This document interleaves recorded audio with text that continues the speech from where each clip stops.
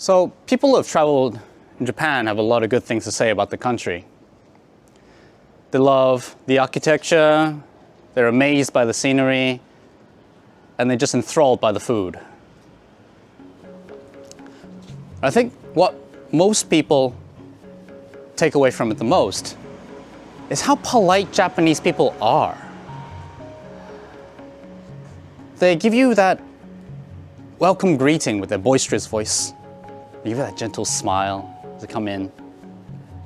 And then they bow to you so courteously.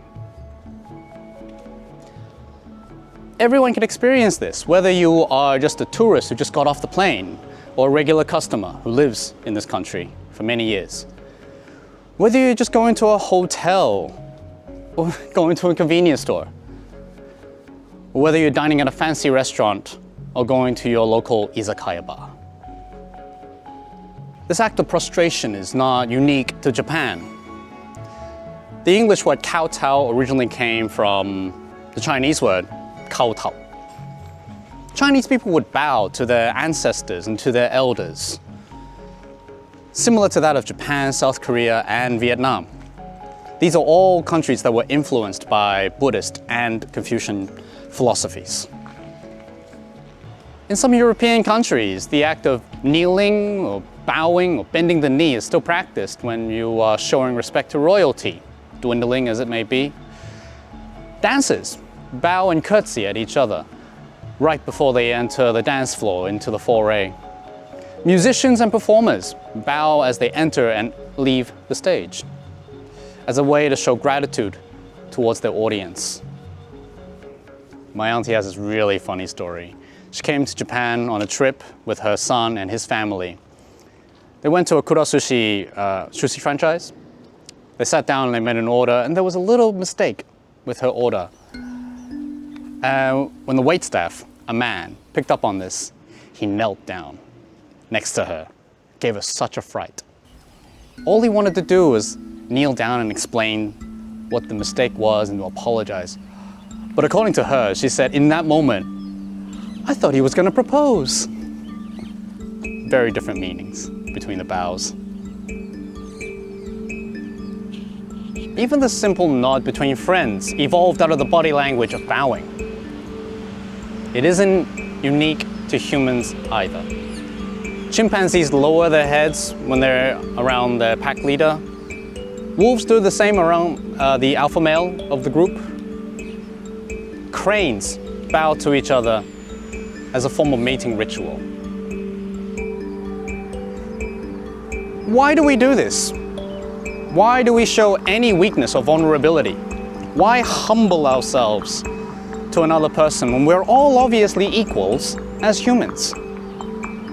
Dr. Jordan Peterson says in his 12 Rules for Life, rule number 1, stand up straight with your shoulders back. Isn't bowing the exact opposite? Let me ask you, are you familiar with the yin-yang? It's the idea that everything has an opposite. Hot and cold, black and white, down and up, female and male. Everything has another side. Think of a door. When the door is open, it is yang, and when it's closed, it's yin. If it doesn't express itself in both ways from time to time, it ceases to function as a door. Your mouth is the same. If you keep it open all the time, you're going to expose yourself to germs and disease. And if you close it, then you will lack nutrition and hydration. If all you do is talk all the time, nobody will listen. And if all you do is listen, then you will lack a voice. Dr. Jordan Peterson also likes to quote Carl Jung, saying, modern people can't find God because they won't look low enough. Also consider what it feels like for the recipient of a bow. You make them feel bigger, honored. When you begin an engagement with this act of courteousness, you invite the other person to reciprocate with politeness. What a useful tool that is. Even if you have no intention of acting in goodwill towards the other person, you can still benefit from the bow. Sun Tzu in The Art of War says, when you are strong, appear weak. Weak, appear strong. This is why certain martial arts practitioners bow right before they enter ruthless combat.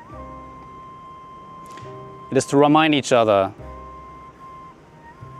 to have mercy and to exercise restraint. Deception is also an incredibly useful tool in conflict.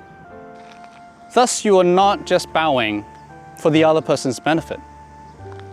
You're also reminding yourself to make yourself smaller so that you can grow bigger. My father explained it to me this way. He said, a full cup of water can hold no more water.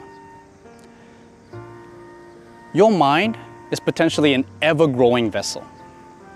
You just have to empty it a little bit, leave some room to accept another person in. We can all enter this frame of mind by lowering our heads from time to time.